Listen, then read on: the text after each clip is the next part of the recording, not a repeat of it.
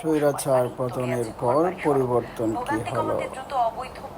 ঝান গিয়ে দেখে আসেন এয়ারপোর্টে, পাসপোর্ট অফিসে, সরকারি মেডিকেলে, বেসরকারি মেডিকেলে, তারপর হচ্ছে যে সিন্ডিকেট, ছাদাবাজি, হ্যাঁ, এগুলোর খবর নেন, দেখেন এখানে পরিবর্তন আসছে কিনা।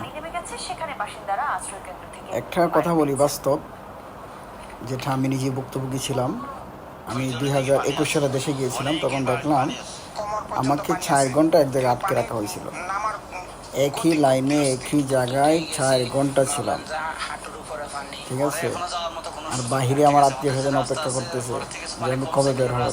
আমি কি আসলাম না আটকে গেলাম না কোনো সমস্যা হলো, সেটা কিন্তু তাদের জানা ছিল না। কারণ আমি না একটা ফোন করতে পেরেছিলাম, না তাদেরকে কোনো তথ্য দিতে পারছিলাম, বা বের হওয়ার যে সময়টা ছিল সেই সময়টা পেরিয়ে গেছে, বুঝছেন। এই বিগত এই স্বৈরাচার পতন হওয়ার পর অনেক পরিবর্তন আসছে। আর একটা সবচেয়ে বড় পরিবর্তন হচ্ছে যে আমরা বাঙালি, আমরা যদি আপনার কথা না বলতে পারি মন খুলে, তাহলে বুক পেটে মারা যাব। তাই আগে তো দেখা গেছে আপনার একটা কমেন্ট করলেও সেটাকে জবাবদিহিতা করতে হতো, আপনাকে তুলে নেওয়া হতো।